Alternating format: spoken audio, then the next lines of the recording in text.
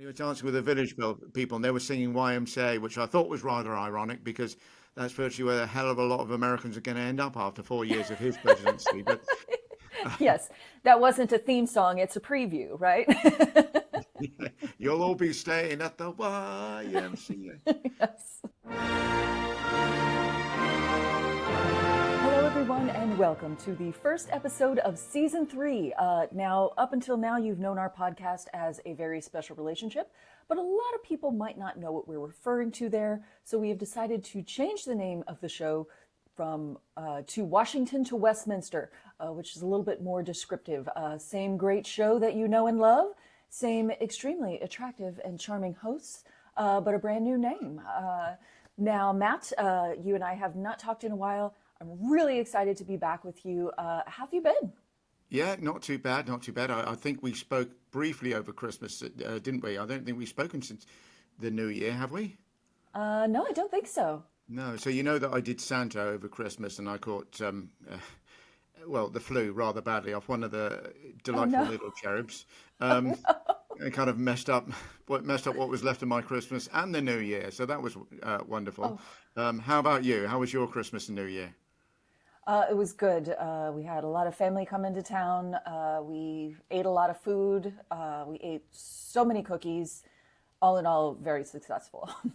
Yes, I put on a few pounds myself. It's strange because even though I was like, I'm feeling a bit ill now eating all this junk food, I was like, but it's Christmas, so I've got to eat it. It's Right, yes. it's a strange approach. Yeah, I was really mainlining the French onion dip. Same thing, it was like, it's the holidays. I have to have French onion dip. It's the rules. I can't break the rules.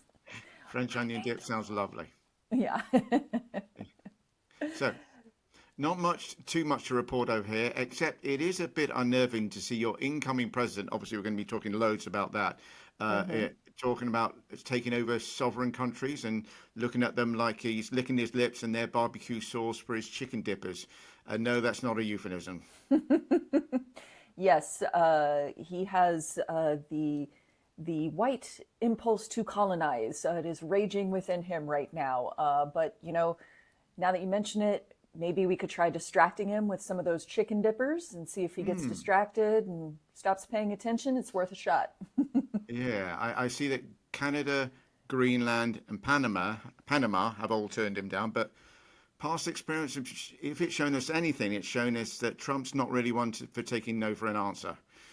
Yes, not his specialty. If we maybe tell him that Canada, Panama, and Greenland are all male billionaires, maybe then he'll listen to what they have to say and give them some Nice, respect. yes. Good Yeah, point. Good point. we could try it. We've not actually been included yet, but Musk seems very keen, too keen, really. I mean, it's a bit obsessive to get involved with UK politics.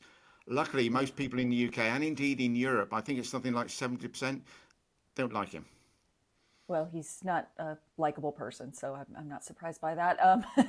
Yeah, I had heard that he's been sticking his nose in your business over there. I'm amazed he has time to do that, given Yeah, all the shit he's doing over here. But whatever.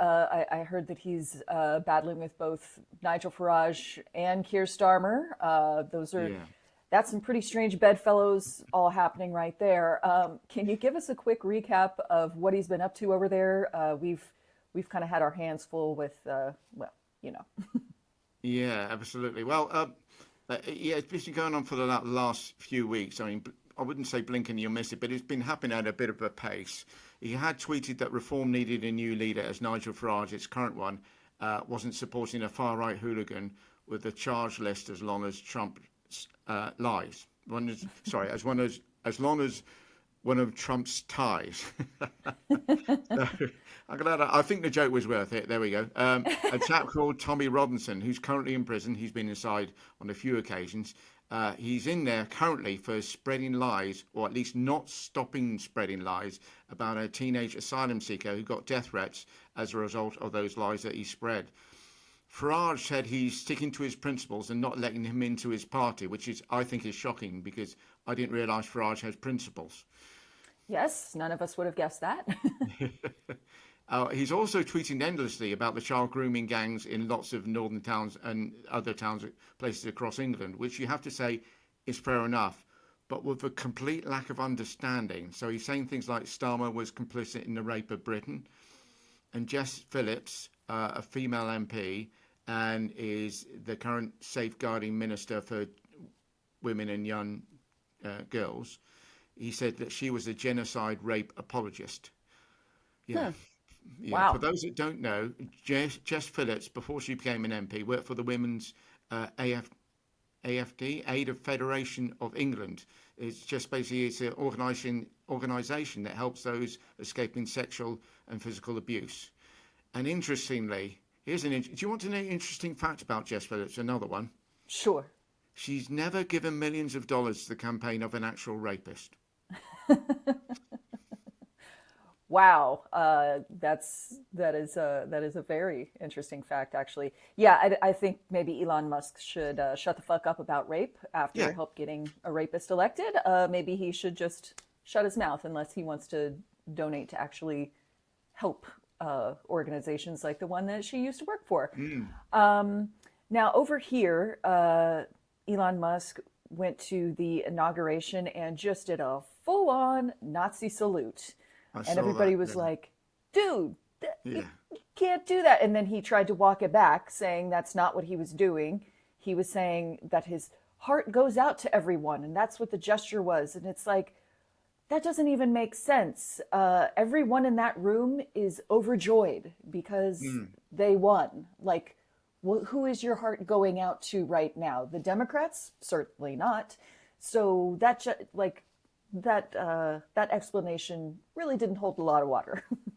I noticed that the German newspaper, I think it's any German watchers at the moment, you'll forgive me, or German speakers, you'll forgive my current translation. I think it's Die Zeit, which is the time.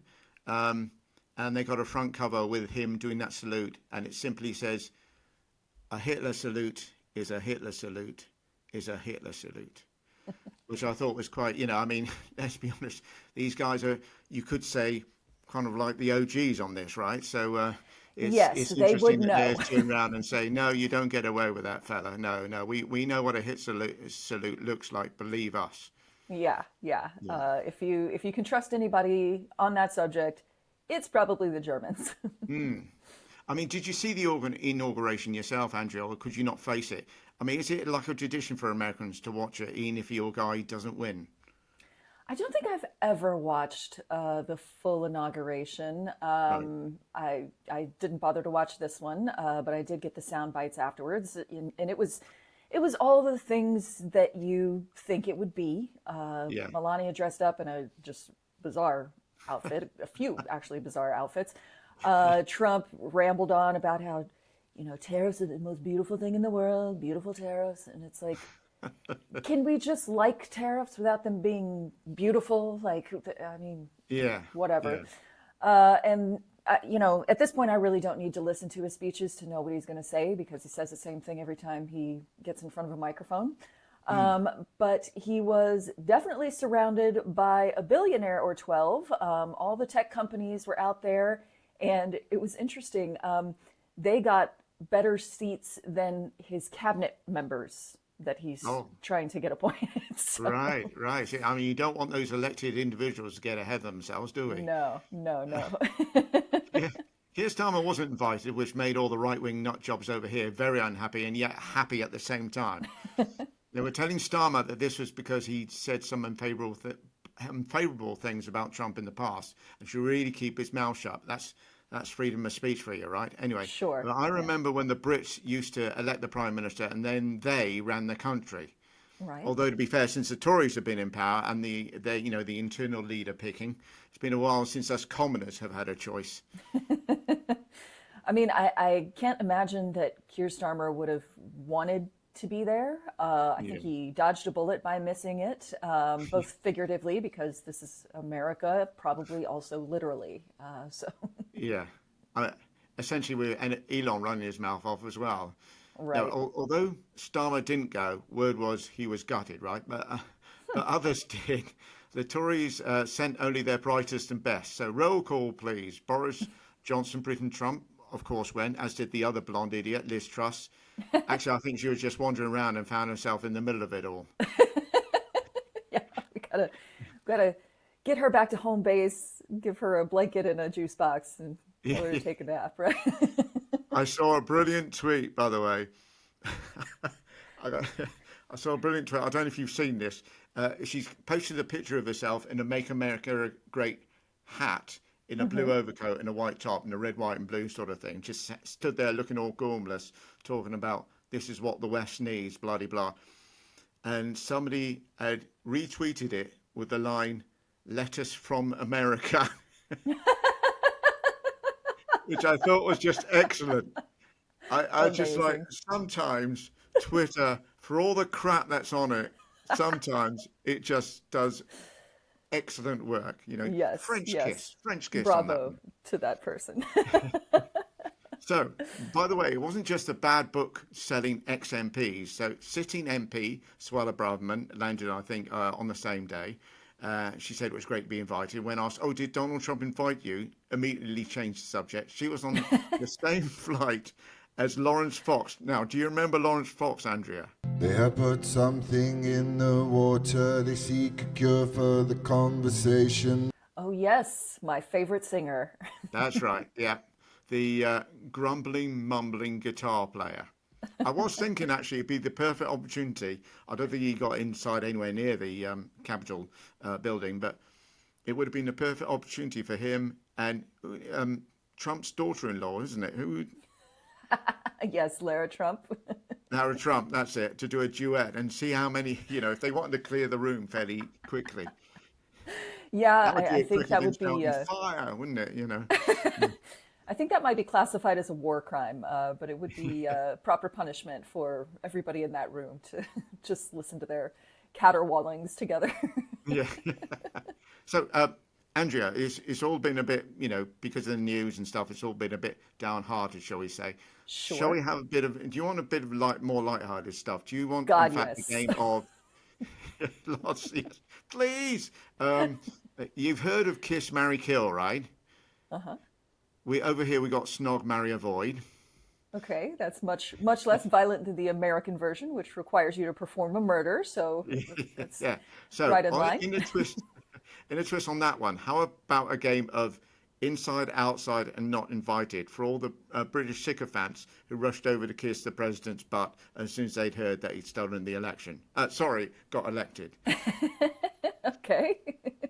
All right. So I'm going to give you a name. You can tell me if they were placed inside the Capitol building, outside the Capitol building, or as part of the celebrations, as it were, if you like, or not even invited, but went anyway. Okay. So All right. first one's first. Nigel Farage, Mr. Brexit, reform leader and all-round disgusting human being. Was he inside, outside, or not even invited? I am going to go with inside. He was actually outside. How about that? Nigel Take didn't that, make it Nigel. inside. And I wonder, thinking about it now, I wonder if that whole thing where he's turned around and said, "Oh, Musk and I, Elon and I, we've," because you wouldn't call him Musk. He said, "Elon and I, we made up. We're on best terms now." And I'm sitting there thinking, I'm not so sure. I wonder if Elon Musk had something. Stick him outside. It's freezing out there. Yeah. Yeah. Ooh, that's interesting. I would have thought he would have been in the front row. Yes, yes. Liz Truss, mad cat lady that broke Britain.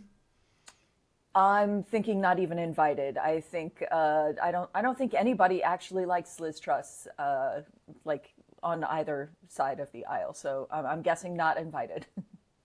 Well, yeah, I mean, you are right. She wasn't invited.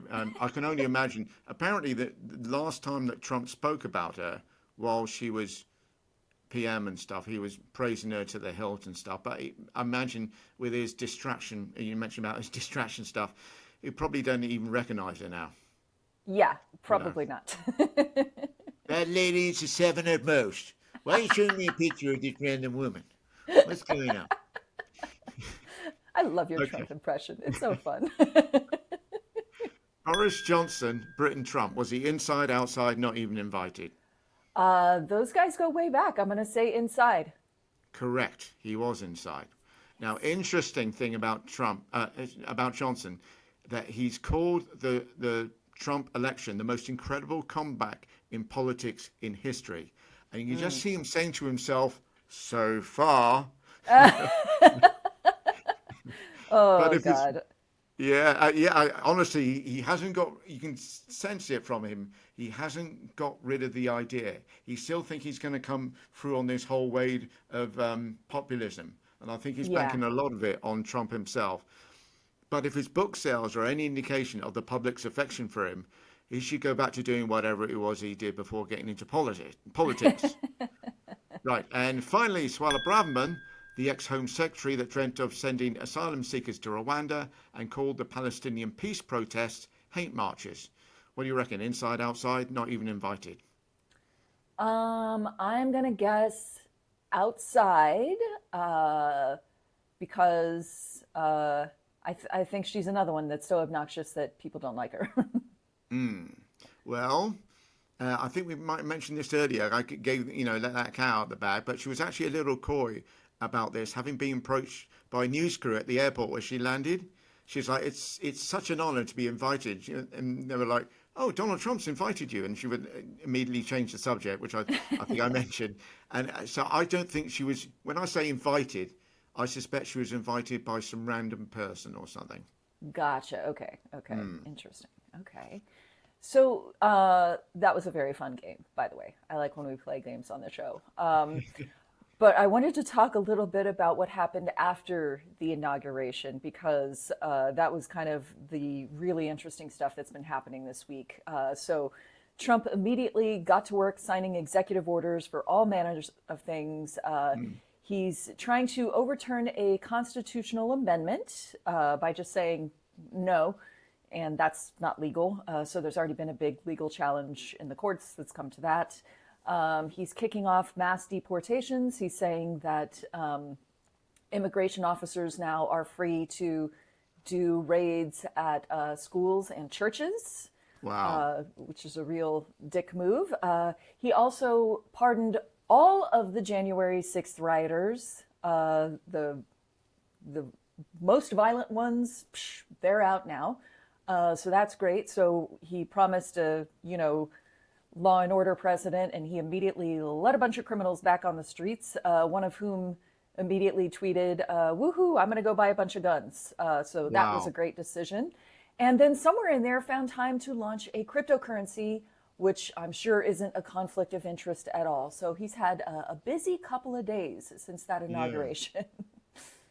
I noticed as well that one of his first acts was to rename the Gulf of Mexico the Gulf of America, Yes. which is such a bizarre move. I saw Hillary Clinton laughing behind him. It's never a good sign when people actually laugh. But I get it. There's a point where she probably sat there going, is this reality? I don't know. I don't know anymore. Because as far as I know it, the Gulf of Mexico isn't owned by any one country, is it? No, it's a It's body a, of water. You can't own yeah, a international body of water. yeah. It's like renaming the Atlantic Ocean the America Ocean.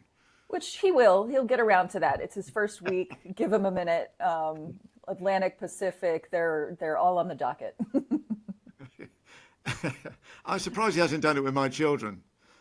Now a word from little America, and then little Miss America and little Johnny America. Good to see you, buddy.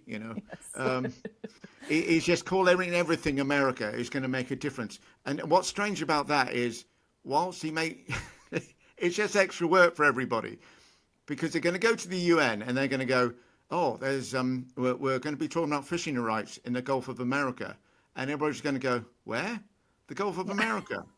Where? Oh, the Gulf of Mexico. We renamed it, and they're going to have to explain it every single time. Honestly, if I'm at the UN and I'm representing one of the other countries, I'm going to sit there and go, where? Until they say the Gulf of America, we've renamed it. Yes. And I'm yes. going to say that every single time that they say the Gulf of America. I'm going to go, where? Yeah, and it's, the thing about that is he, campaigned on he's going to lower prices, things are too expensive, and under me, you're going to have a better economy. And then he wastes his time with shit like this. And it's like, we don't care what the Gulf of Mexico, that was not on our top 5 list of problems. It was housing is really expensive, food is really expensive, everything else is really expensive. The name of bodies of water No one was worried about that. So, yeah, I think we can kind of see how well he is going to respond to those concerns of ordinary Americans already. Yes. Well, here's the thing. Now, was it before the inauguration or after that he danced with the village people?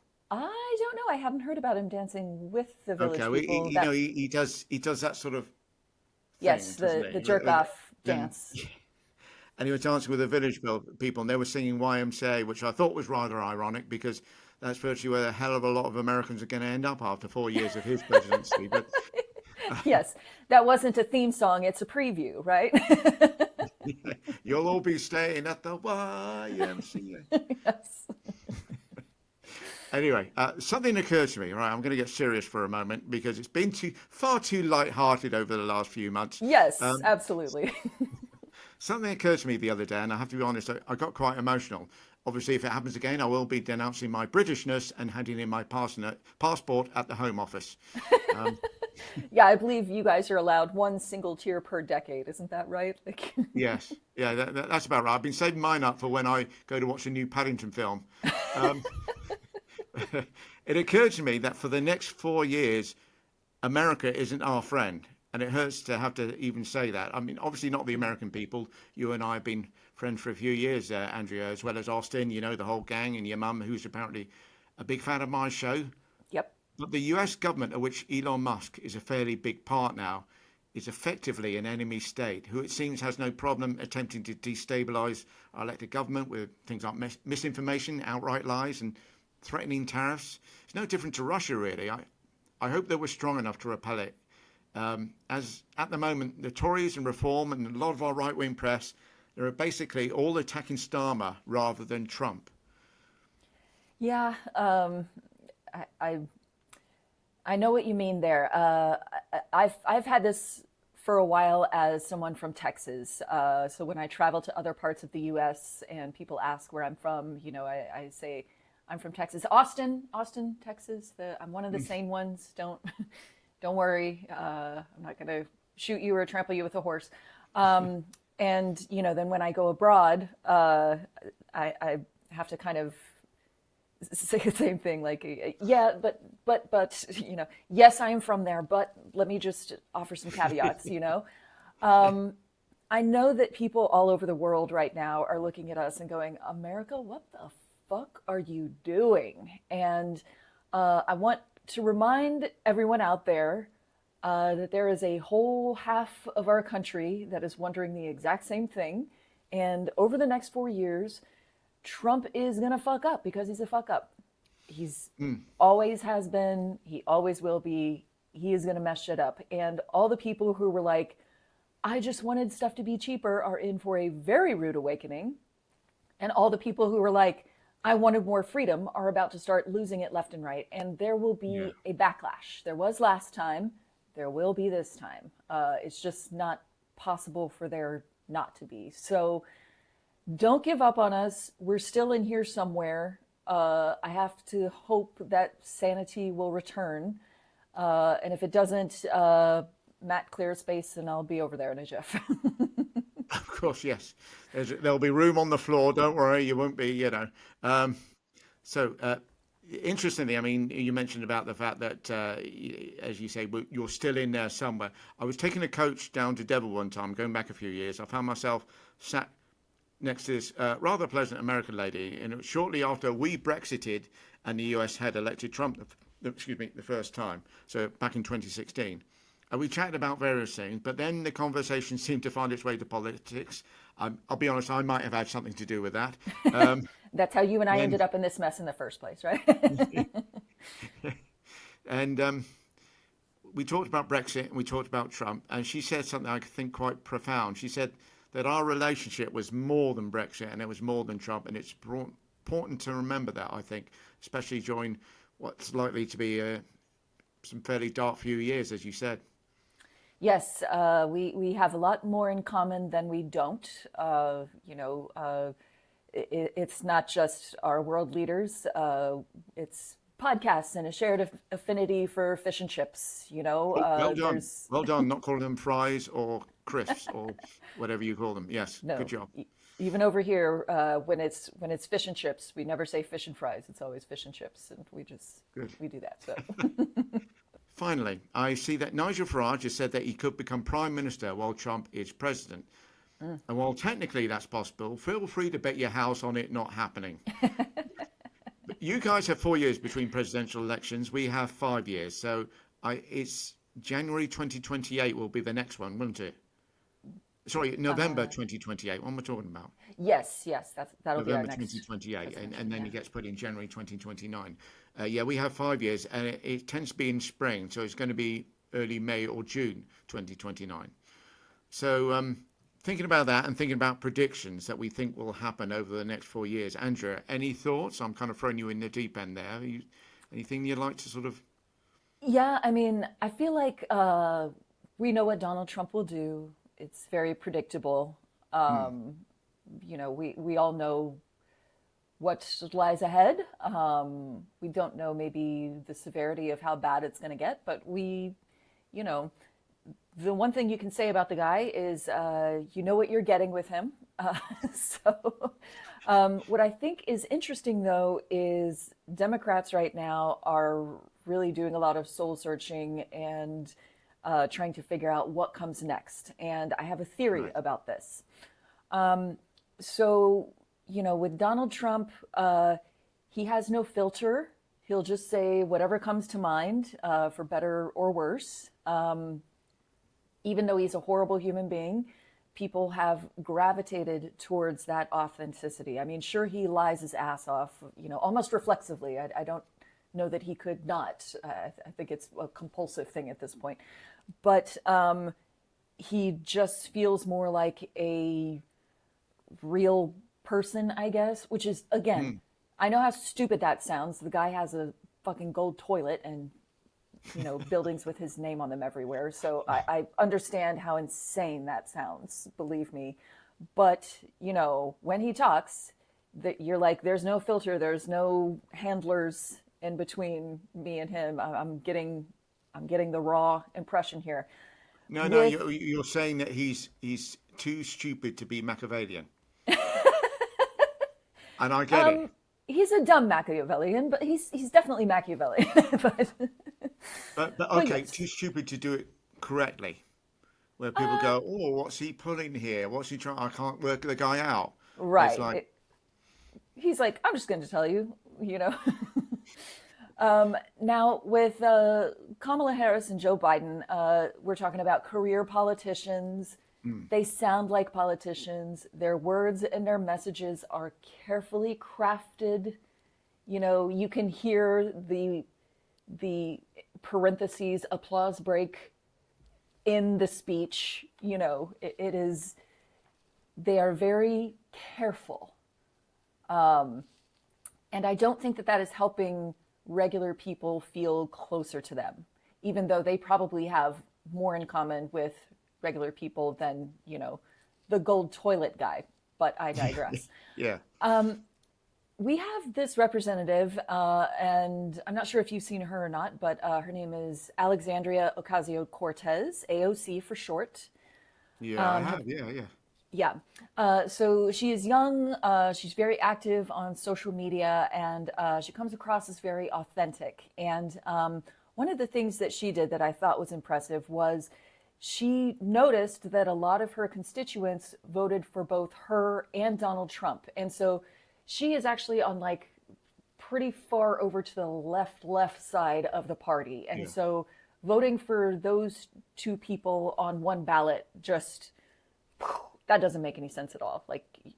Your head explodes. And so she got onto, I believe it was Twitch. It was someplace on social media. And she said, I want to know why. Let's have a discussion about this. Send me the reasons.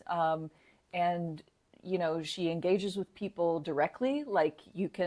She'll stream on Twitch and you can join her and play video games with her and talk to her about politics and stuff. She's still a good speaker. She sounds professional, but she feels more like an outsider than an insider. And so I think people kind of connect with her more. And she Right. seems more like, a real person than this like polished politician type. There's another one, Jasmine Crockett from Texas, another representative. She's been getting a lot of attention. She's really sassy and she's great at going on attack against the other party. And she knows how to get under their skin. She's also much younger and more social media savvy. And so I think with all this, that if the Democrats can find some people who are less polished and more authentic. Like I know Yeah. Gavin Newsom's name gets thrown around, the governor of California, as a possible candidate. And he's great, but he has like the perfect hair and the white teeth and he's very polished and, I think we have to find that authenticity and then we might stand a chance because Trump is going to fuck up. And we need to be ready and waiting with a leader and a plan for that day. So you say you think then maybe that the answer will be elect a female with a minority background. And you reckon that's probably the best chance? I'm terrified of that. I'm terrified of that. Sorry. I Here's the thing. Here's the thing. Absolutely. I've been facetious. That was a kind of, that was a ridiculous comment to make because no, I know, you're I right. know. At the end of the day, people are going to get the worst thing you can do in a lot of these occasions is for these people is to give them that power Yeah, because they then don't know what to do with it. They make all these promises and these promises don't happen. right. So you could say it was a bit of a Democrat fuck up for Trump getting in the last time, as it were. Yeah. And it shouldn't have happened, but I understand why the first time Trump got in happened. It was because people were, it was the same thing. Hillary Clinton was a career politician, that had been in politics forever and was part of this political dynasty with her husband and people were like, I'm tired of this shit. I want something different. I want something new. Like we've had the same shit forever. It's not working for me. I want something new and different. And so there he was. Now, obviously, he got in, wrecked shop, went nuts, and everybody was like, whoa, I don't think I want that after all. Let's get some of those career politicians back in here. And, Joe Biden was ready and waiting. And they were like, who is like the whitest, most old school, old guy that we could get in here that, is the opposite of this. And, there he was. And then it was like, okay, everybody's memory just like blacked out over the past 4 years. I think people, I think we're still processing our COVID trauma, honestly, and have blocked a lot of stuff out.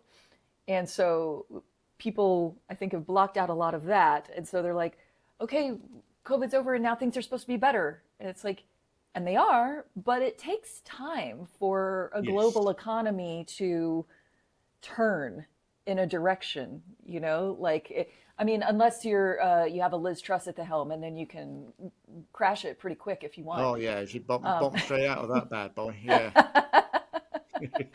But, No messing. but generally a whole entire global economy, if you're trying to get it to turn in a different direction, it takes time. And, I think people just were tired of waiting. And they're like, I don't know, it seemed like the economy was better under him, so let's try it again. And they got some amnesia about, the worst of what he did. But boy, that amnesia is coming to a crashing halt now. It's interesting what you say about career politicians. Starmer himself isn't a career politician. I think it was 2018 he first became an MP. He's head of Crown Prosecutions. But I'm surprised nobody's tried to coach him out of this because when you're a prime minister, you need people around you to be able to say, don't do this, do that. He does a couple of things which just look bad, even if what he's saying is completely honest. One thing he does is he does this. He raises his eyebrows. You watch this sort of thing. He raises his eyebrows, which makes him look nervous. Kind of that's where everybody's getting a kind of, oh, he's trying to hide something. He's trying to hide something. Interesting. And he also does. He's got this nasally voice, so he'll very much talk like that. And people can't stand to hear him, because of the nasally voice. So yes, and again, he's doing a lot of what he's doing. He's doing a few things badly, but a lot of what he's doing, is smart stuff, really. He's one of the smartest things is he is doing a lot of crap now, but he knows he's got 4 years and 100 odd MPs or whatever to back him in order for, to get the economy up and running for when the next general election comes round. He can go, because people have short memories, as you say, when it came to Trump, and the same over here. People have short memories. I have one prediction, which is a positive. We're going to finish on a positive. I love that. Positive, thanks to Donald Trump and Elon Musk. Okay. And that is, I think, and I said this on my channel as well, I think Britain will start to rejoin the EU at the end of the term, basically the end of the election cycle, round about 2029 or 2030. Now I know people are going to go mad and go, you can't rejoin unless the EU says it, and that sort of thing. Okay, what I'm actually saying is, when I say rejoin the EU, what I meant was because we can't rejoin. I don't think we can rejoin without a referendum. We left with a referendum. I think we need a referendum in order to get back. But I think that will be out there as an option within the next few years. Okay. And the reason for that is because we're being pushed now from your side of the pond to sort of like pick us over the EU, just to do some sort of maths on it. The imports and exports, I think allow for something like 21% of our entire import and exports from America. That's not little, that's a lot. We would really struggle without that. Right. But it's about half of what we do with the EU.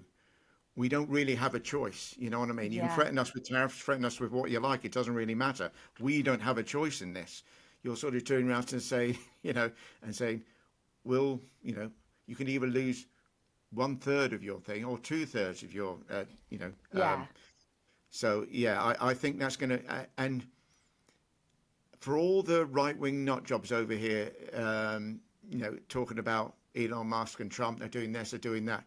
I think there's a large, which they haven't accounted for, there's a large, quiet majority that really, whether they like them or not, they don't like people meddling in our politics. Yes, exactly. That's what you didn't see last summer and stuff. You saw kind of like basically the football hooligans coming out and just sort of throwing rocks and that sort of thing.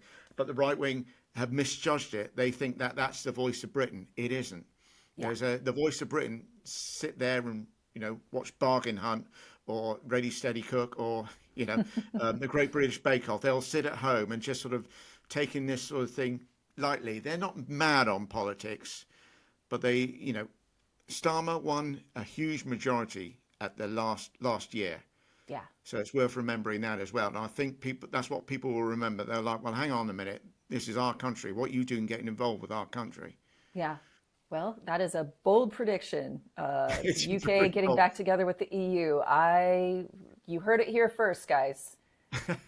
Put your bets down. If I get this right, wow. I'll tell you what I'm going to do once we get off this podcast is I'm going to go and have a look at the odds for that, at the odds for having another referendum on EU membership. Okay. And just to be clear, that's what I'm saying, another referendum on EU membership. I appreciate that EU is quite entitled to turn around and say, no, we don't want Britain rejoining. Fair enough. What I'm talking about is having another referendum. Okay. Okay, we'll look up the betting odds and we'll post that in the comments of this episode so you guys can go to the comments and check that out. Wonderful. Thank you all so much for watching and listening. Please do keep remembering to do so. It's going to be a bit of a tough 4 years, I think, as we've probably already pointed out, on both sides of the pond. So please do, while you're here, hit the subscribe button. Now, you can keep up to date with things in a more light-hearted fashion. Andrew's channel is, well, it's right here, in fact. It looks at US politics, so you can dive headfirst, without looking without looking too much at where you're going, is at Phoenix News Network, and mine, which does the British thing, is at theinterestingtimes.co.uk. And we'll see you all next week. Take care, everyone. Bye-bye. Bye-bye.